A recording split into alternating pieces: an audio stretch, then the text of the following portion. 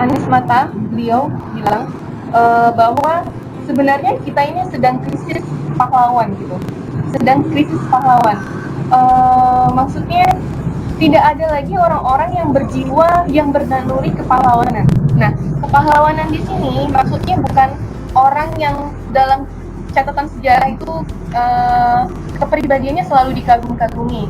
Bukan hanya orang yang pahlawan ini bukan hanya orang yang bisa memerangi sesuatu peperangan, bukan hanya itu. Tapi pahlawan di dalam bidang keilmuan, pahlawan di bidang bisnis sekalipun itu disebut pahlawan. Nah, berbicara tentang Anwar Ibrahim tadi yang dipenjara karena ada peristiwa Bali. Nah, sebenarnya penjara tadi atau kalau kita bilang tantangan itu adalah sebuah simulasi kehidupan yang akan menjadikan, tahu nggak ya simulasi kehidupan? Maksudnya penggerak kehidupan yang bagi orang yang memiliki naluri kepahlawanan.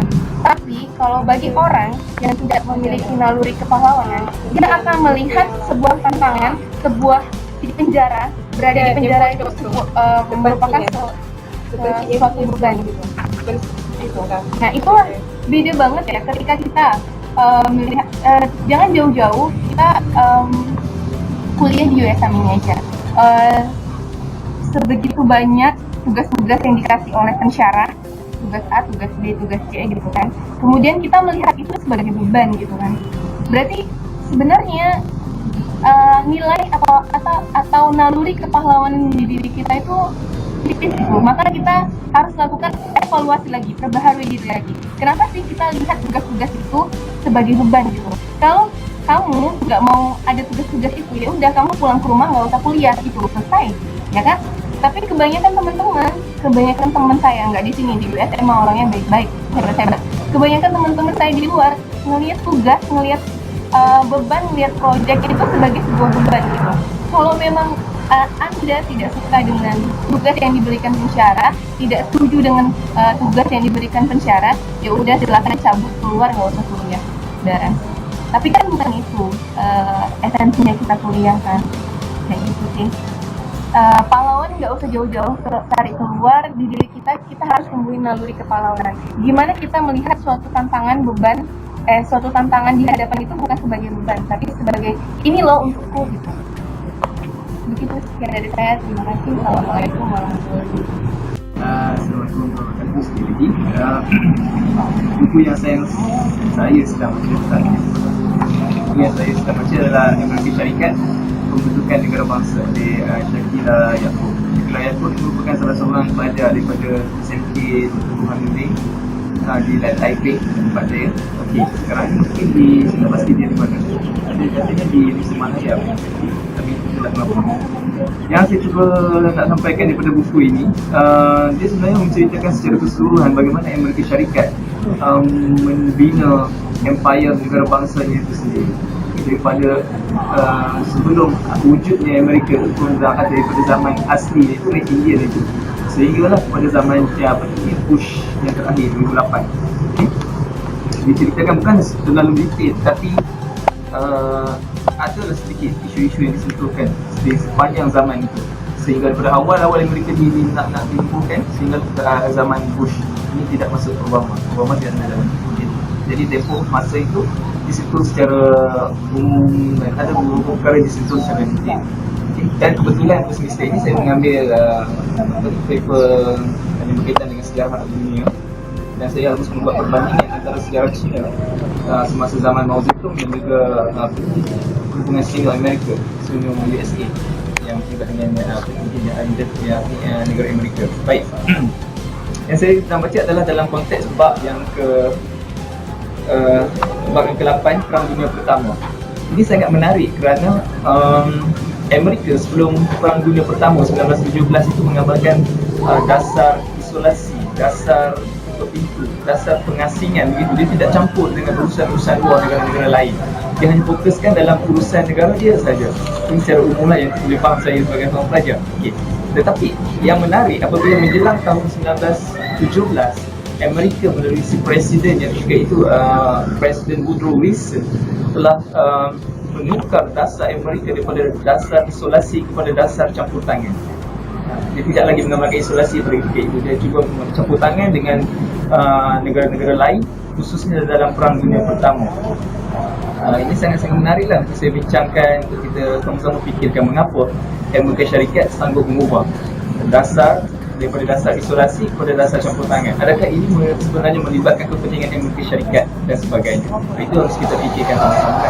Dan diulaskan juga kepentingan Amerika dari sudut ekonomi, sosial dan seterusnya, bagaimana Amerika membentuk negara bangsanya sendiri. Saya sememangnya tertarik dengan negara Amerika Syarikat waktu kita tahu bagaimana dasar-dasarnya terhadap negara-negara Muslim, negara-negara Islam, Islamic Republic dan sebagainya. Kita tahulah dasar-dasar dia yang menindas, yang memerangi negara Islam dan sebagainya. Namun ada beberapa aspek dalam negara Amerika Syarikat ini yang boleh kita ambil dan kita adaptasi. Contohnya dari sudut semasa, dan dalam buku ini juga tersentuh tentang Presiden Abraham Lincoln. Saya sangat admire Abraham Lincoln ni, walaupun dia seorang yang bukanlah Islam kan. Dia seorang yang bukan beragama Islam tu untuk kita respect ke apa ke, tetapi dari sudut kepimpinan beliau itu saya sangat-sangat admire lah Abraham Lincoln ini. Bukan kerana dia tu berpayah hunter ke apa, dalam movie itu tidak, tetapi sebagai presiden itu saya sangat admire dia kerana usaha beliau dalam, khusus dalam cubaan untuk menghentikan perbezaan warna kulit dan sebagainya di Amerika pada ketika itu. Dan akhirnya presiden-presiden hebat seperti ini dibunuh. Dalam sejarah Amerika kita banyak tengok presiden-presiden yang dibunuh. Jadi tidak ada lagi lah presiden-presiden yang dibunuh. Tapi dalam konteks sejarahnya Amerika Syarikat, kita boleh tengok sejak daripada George Washington sehingga kepada Bush tu, kita boleh kira berapa banyak presiden Amerika Syarikat yang mati kerana ditembak dan dibunuh dan sebagainya. Okey, dan ini menariklah sebenarnya. Saya tak baca pun tak habis. Saya hanya fokus pada bagaimana Amerika mula memasuki Perang Dunia Pertama. Itu sangat menarik. Dan akhirnya kita tengoklah bagaimana dasar-dasar dia terhadap negara-negara Asia, Eropah dan sebagainya. Itulah. Dan lagi satu yang daripada berdasarkan kuliah saya yang saya nak sentuh sikit, sangat-sangat menarik apabila selepas Perang Dunia Kedua, kalau tak silap saya, berdasarkan maklumat kita pensyarah saya, Perang Dunia Kedua ini, selepas Perang Dunia Kedua itu, Eropah tidak ada apa-apa. Yang kita banggakan sangat, yang kita hormati Eropah, contohnya England dan sebagainya. Selepas Perang Dunia, Eropah itu is nothing. Pensyarah saya mengatakan Eropah is nothing. Okey? Dan kebergantungan Eropah pada ketika itu pasca Perang Dunia Kedua adalah bergantung sepenuhnya kepada Amerika Syarikat. Ini lagi satu bentuk yang Eropah tu England tak nak England. Eropah tu tak nak England ke? Eropah itu berkaitan dengan England, Rusia itu dalam Eropah ni. Amerika Syarikat dalam benua yang lain juga. Ya? Amerika Syarikat United United States of America itu dalam benua yang lain juga. Kebergantungan Eropah kepada Amerika Syarikat pada ketika itu sangat-sangat menarik untuk dibincangkan. Dan yang ironinya, masyarakat kita pada hari ini melihat Eropah itu sebagai satu negara yang hebat dari sudut kesejarahannya, ketenteraannya dan sebagainya. Tapi selepas Perang Dunia Kedua itu mereka tidak ada apa-apa, kecuali mereka masih bergantung dengan Amerika Syarikat. Itu yang saya admire dalam negara Amerika Syarikat ini. Lain daripada itu, dari dasarnya terhadap negara-negara Muslim Republik, prinsip-prinsip dan dasar-dasarnya terhadap Iraq, Palestin dan sebagainya, itu saya memang kita tentang lah. Cuma ada beberapa perkara yang kita boleh admire, khususnya pada zaman Presiden Woodrow Wilson, Presiden Nixon dan juga Presiden Abraham Lincoln. Ini adalah secara kasar yang saya faham sikit-sikit kepahaman manhaj itu. Terima kasih.